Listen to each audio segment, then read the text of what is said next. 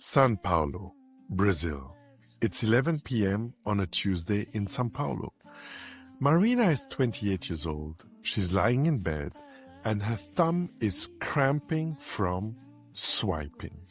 She's been on Tinder the last 3 years and she still cannot find an adequate partner. Tonight, like most nights, she's playing a game that she's learned to hate. Swipe, a couple. Me and my boyfriend looking for a third, smiley. She's frustrated. That's not the type of relationship she's looking for. Swipe, another couple. Unicorn wanted for fun times. Who the hell do they think they are? Swipe, a man. A man? Her setting clearly says woman looking for another woman. A man? She scrolls down and at the end of his bio, it says, I can change your mind, baby. She's depressed. Last try. Swipe. Finally, a woman who seems real. Marina reads the profile. The photos look interesting. Bikini shots from angles that scream, my God, finally this could be my chance. And at the end of the bio, my boyfriend doesn't mind if I explore, if he's allowed to watch. Marina is so pissed off. She takes a phone and throws it across the bed. She's exhausted. This is the reality for lesbian women in Brazil. It's not just annoying, it's frustrating. Look, Brazil is a country where 80% of all lesbian women have reported experiencing lesbophobia, where violence against lesbians has increased by 50% between 2015 and 2022. It's not just exhausting, it's unsafe. Because every profile that Marina swipes on, she has to ask herself, is this person real? Are they actually queer? Or is it a man trying to catfish me? Or worse, is it somebody collecting photos from lesbians for harassment or blackmail, or even worse, for violence? Marina na tela procura por ela, mas só encontra o vazio e o eco de desvio.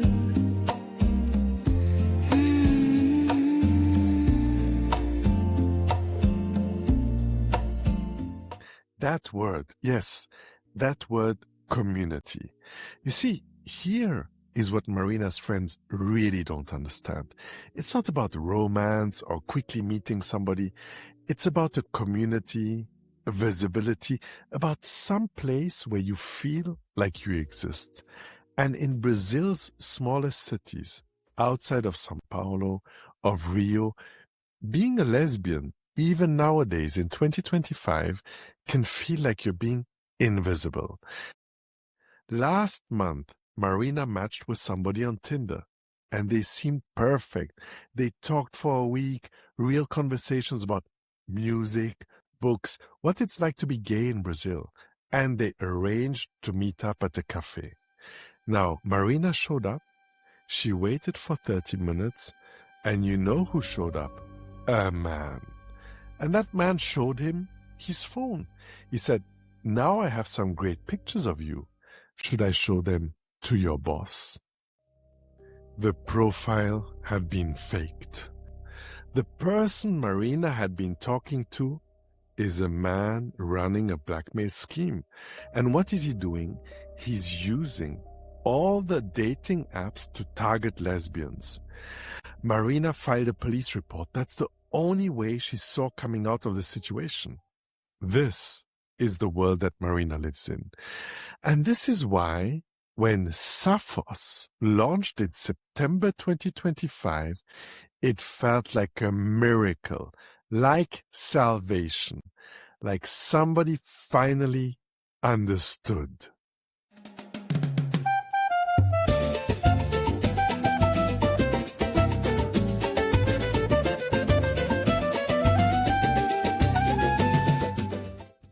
Two weeks ago, 29th of August 2025, Curitiba, Brazil. Now a launch party.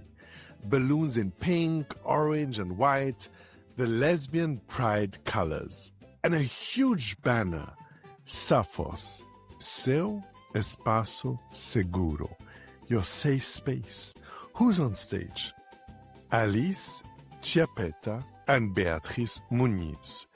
Two women in their late 20s. Alice is a producer with years in LGBTQ activism, and Beatriz, a software developer. And behind them, 7 other women, their friends.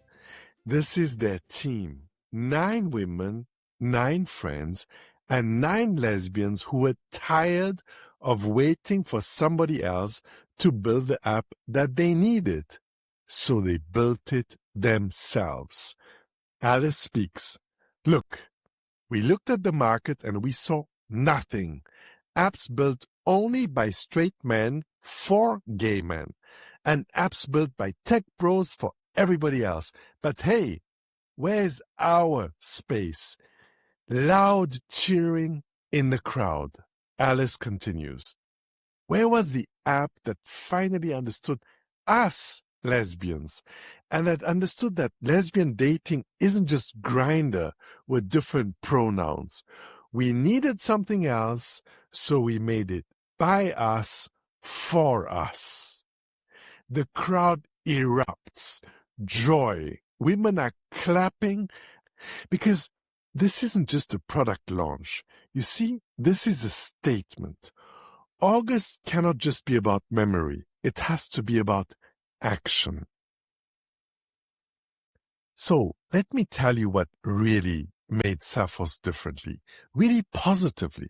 Well, first of all, 40,000 women downloaded it within 48 hours. I mean, talking about product market fit. Then every user had to upload a selfie holding their government ID. You know, their RG, it's their Brazilian identity document. But the key is it was not just verified by an algorithm. It was verified by a human. Now, why does this matter? Facial recognition AI still today in 2025 has a problem.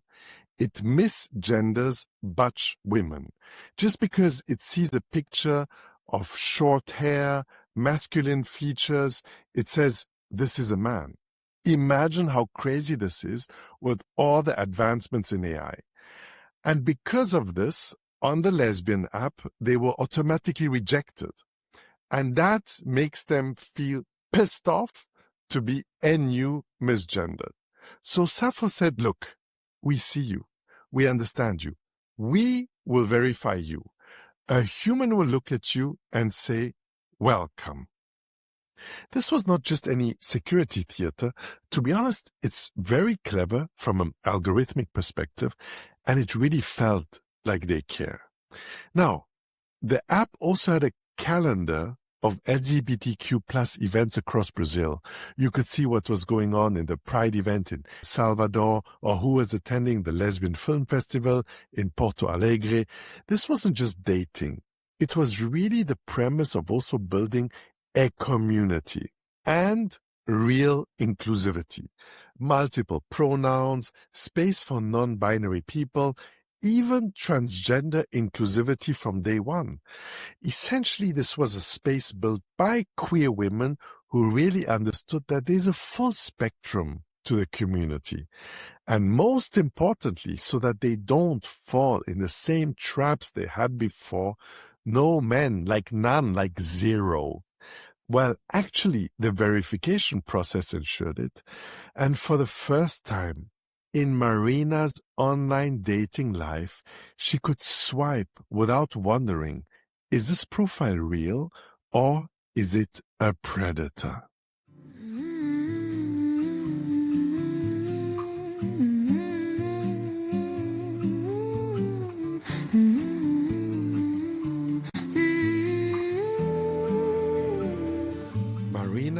downloads the app. On the 2nd of September, the day it launches.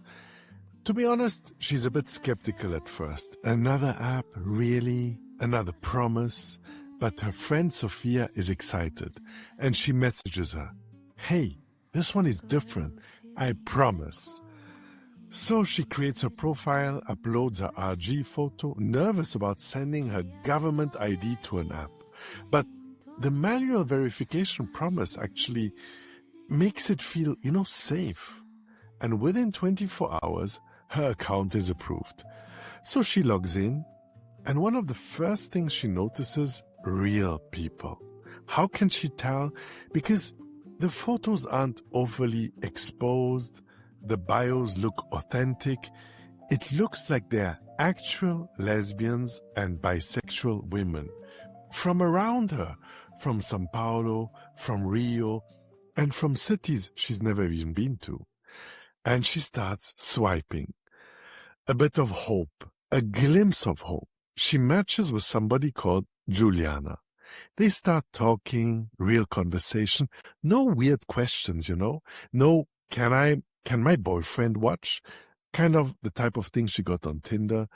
And just two women getting to know each other.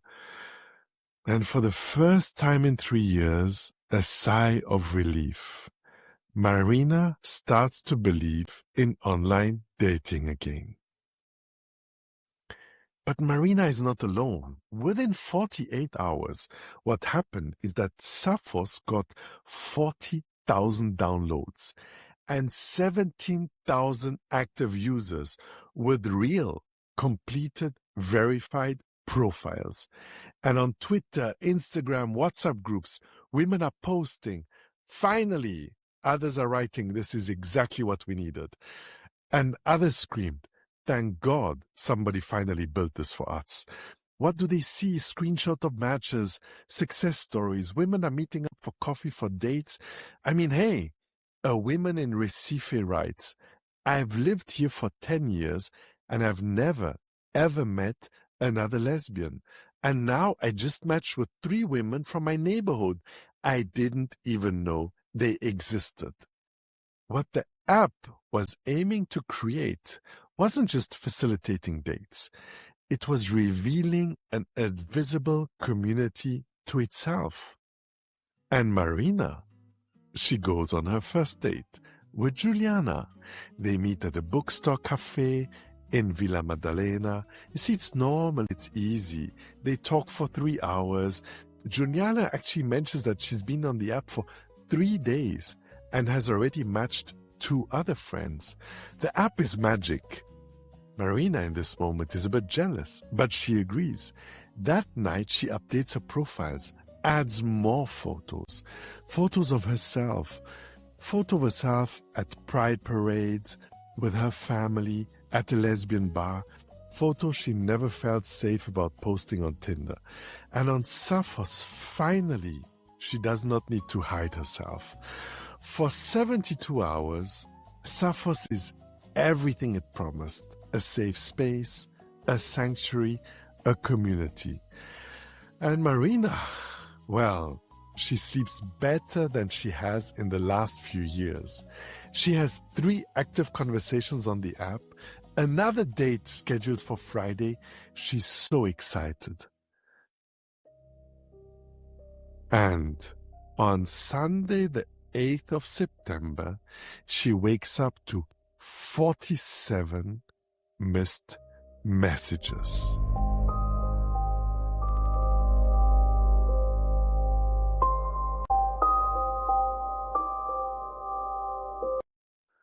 Antonio Real. Antonio Real is a security researcher in Brazil. He's on Twitter. He spends a lot of time on Twitter, and he sees a post from a woman expressing concern. "I find it strange that an app would ask for a photo of my ID for registration." Another user answers on the thread, "Look, I'm sure it won't even take 3 months for them to find some leak or some flaw." And they tag Antonio. Antonio is a very curious mind. Antonio is a security expert, so he downloads Sappho's. He thinks, let me look at this, and he starts poking around. Just a couple of minutes later, he finds it. The catastrophic flaw is the app never ever checked if you were allowed to see that data. So, if you went in the system and you changed the number, let's say from 4,802 to 4,803, the server would just send you that person's data instead. No questions asked. If you think from a security perspective that is obviously really bad, it gets worse. You didn't even need to be a Saphos expert user to do that. The endpoints, which means kind of like the doors that open the servers, were completely public. Anybody with a web browser and 5 minutes of curiosity, like Antonio, could access the entire database. And Antonio thought to himself, I don't want to click myself through 17,000 users. I will write a simple script. And probably using ChatGPT, you can write such a script in 30 seconds. So essentially what happened is he wrote a script that says, give me user 1, give me user 2, give me user 3, etc. And it worked. So Antonio realized in less than 1 hour, he could have downloaded every single user's complete profile, including government ID, real name, birth date, everything. In our circles, this vulnerability has a name. It's called IDOR, Insecure Direct Object Reference. It's kind of listed in OWASP Top 10, kind of the top 10 most critical security risk for web applications. And to be honest, it's taught in each and every single basic cybersecurity course. So, similar to the story that we heard about local mines, this was not even a sophisticated hack. This wasn't a zero-day exploit. It is Security 101. And Antonio does what is reasonable. He contacts Saphos directly. He sends messages, no response. He tries different channels, no response. And similar to Local Minds AI, he's sick and tired of it. And on the 8th of September, he tweets, Cyber Attack Alert. We should start using the Vibe Coding Alert Brazil, Saphos. And he posts proof, screenshots showing he can access user data. He's careful. He redacts the sensitive information, but the evidence is crystal clear. And what happens? The Brazilian tech internet explodes. Within hours, many other researchers also verify it. Yes, this is real. Yes, it is as bad as Antonio says. Yes, you can grab all 17,000 government's ID with one single script.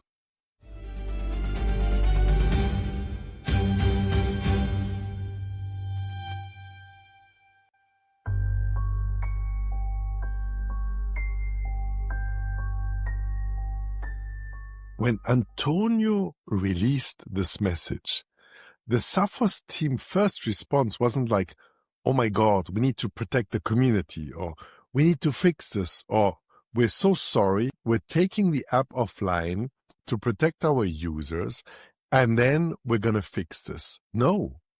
Their first response was, this is an attack by a malicious actor, and even going as far as saying, possibly orchestrated by a group of men. Now, they were denying that verification documents were exposed. They were claiming that it had targeted assaults on a woman-led project, and they positioned themselves as victim of a gendered attack. But Antonio, think about what he was trying to do when he mentioned this.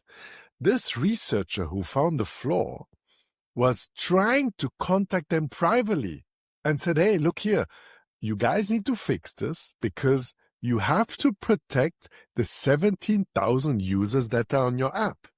And boom, now he was framed as a malicious hacker. and he was framed as being part of a male conspiracy.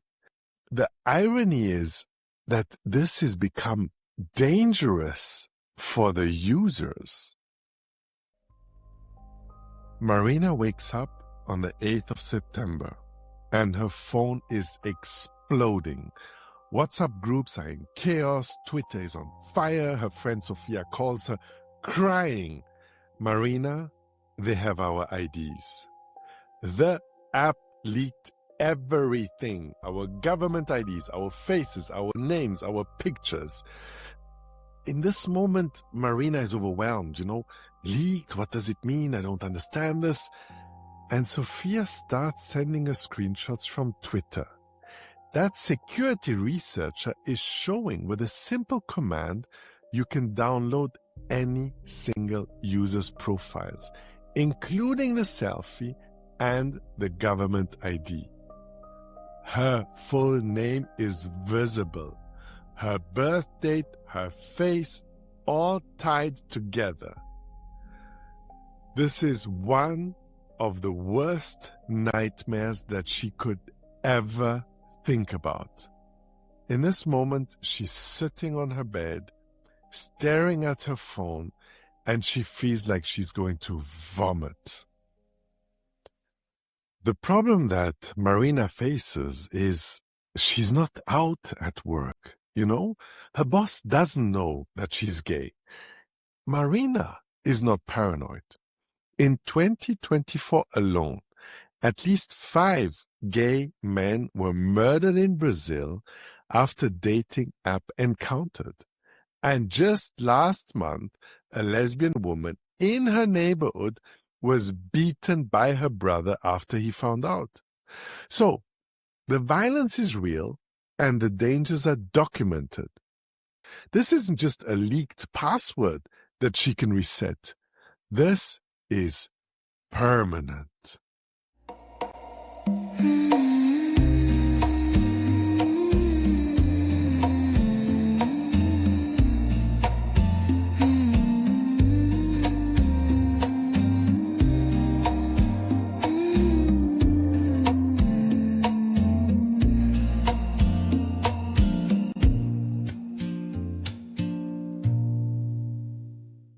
And on September the 9th, less than 24 hours after the vulnerability is exposed, Sophos takes a drastic action. First of all, they remove the app from Google Play and also the Apple App Store. But they take the entire service offline, and then they do something that will be controversial for years to come. They delete the entire user database. Gone. All 17,000 profiles. But more importantly, for any subsequent investigation that would normally have to take place, all the server logs that could show who accessed the data, when it was accessed, from where, who downloaded the data, all of the evidence that could help investigators understand the full breach of the scope was also deleted. It's as though you happen to commit a crime, and it's not your fault. You maybe didn't plan for it, but then you cover the evidence. And then they write an email to all users. They say, look here, your data has been deleted, and we filed a complaint with Cybercrime Police. We will refund you your premium subscription. And blog commentators, they are going wild. They're like, no, but this is crazy. They just destroyed all the evidence. This is not even damage control anymore. This is a cover-up. And Marina receives an email. Here's a 500 reais refunded to your account. But Marina doesn't care about the money. She cares about the selfie of her holding her RG, because that's somewhere on the internet right now, like forever. That database deletion doesn't matter. Screenshots were taken, Twitter posts were done, downloads were made. Data was copied before the shutdown. But you cannot delete something from the internet once it's out there. So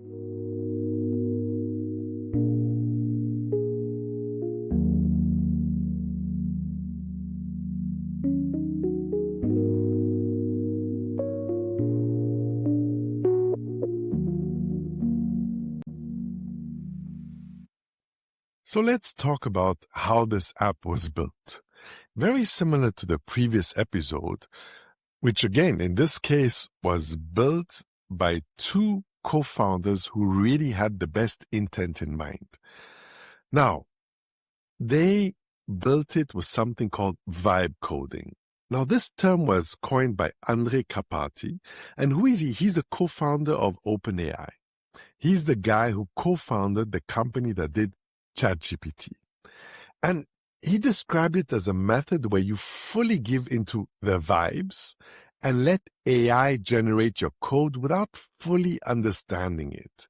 And the Saphos team, very similar to many other companies globally right now, are using ChatGPT, Claude, or similar AI tools to write their code.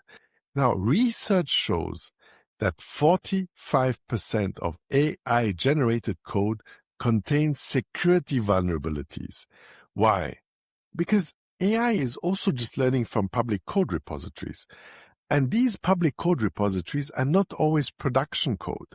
So they are full of insecure, outdated, broken code, whatever you want to call it. And if you take AI and you train it on that, then it's not thinking about security. It's thinking about pattern matching. Now, Saphos, essentially what they built an app which is a prototype. And they should have taken this prototype and given it to a set of software developers who are very, very experienced, are able to do this. I give you one example. My wife held a training for women in code in Cambodia 2 years ago. 2 years ago, there was a group of very, very powerful and super motivated women in Cambodia who wanted to learn how to vibe code before the term vibe code was even coined by Andre Carpati. But already at the time, she said, look, if you use AI to code, you need to watch out because it can make a lot of mistakes.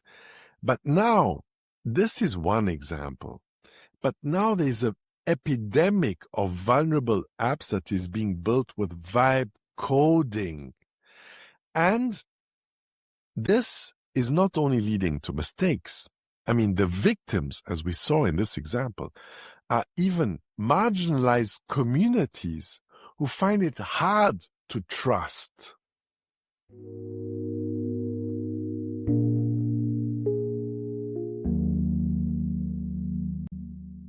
I'm recording this podcast on the 15th of October, 2025, roughly 1 month after the bridge.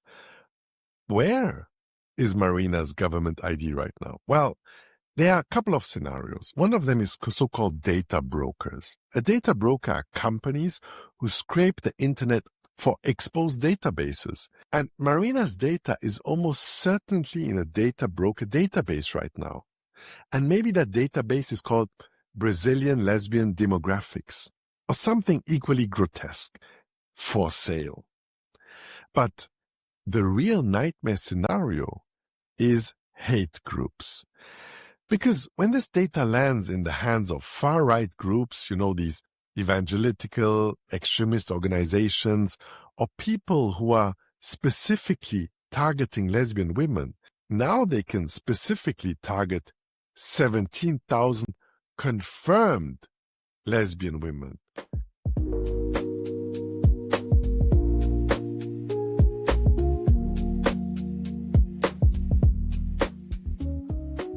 Now, is Saphos an isolated incident?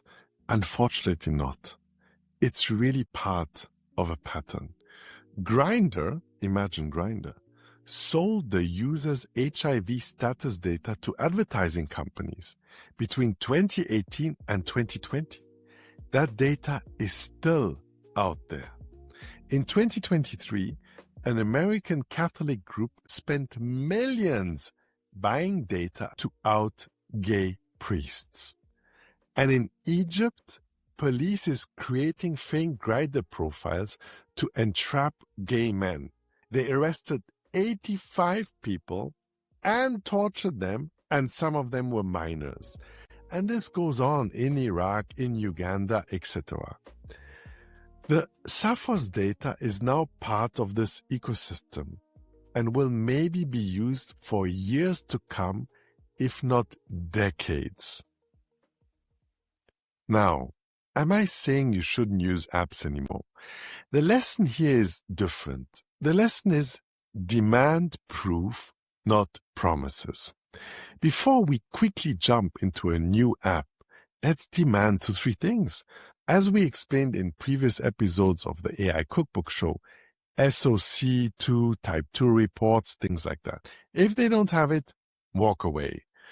And other red flags are, especially new apps. When you see a promise that is too good to be true, 100% secure, completely private, you know what I'm going to say.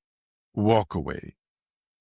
But at the core, Sappho's was a good intention. I mean, it was built by the community for the community. Marina na tela procura por ela, mas só encontra o vazio, eco de desvio.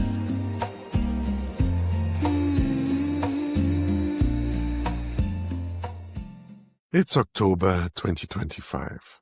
São Paulo, Brazil. 1 month after the breach. Marina is actually sitting in the same cafe where she met Juliana. She comes here sometimes, yet alone, with a book. You see, she doesn't open dating apps anymore. Actually, Juliana messaged her after the breach and she said, "Hey, are you okay?" And Marina read it but didn't reply. Because what should she say? "No, I'm not okay. My government ID is floating around the internet. I'm actually terrified every time my phone rings. And I don't feel safe anywhere anymore." And she's wondering if all the other 16,999 women are also sitting alone in cafes right now. Because Sappho's promised that safe space. But now it delivered a permanent wound. And somewhere in Brazil, Alice and Beatrice are probably planning their next project. Okay, we learn from our mistakes, we find some investors that will invest in our next project. But Marina, she cannot learn from her mistakes because she didn't really make one. Her only crime was to trust people who promised to protect her. Her only crime was hoping. Because at the end of the day, it's not about code. It's about people, real lives.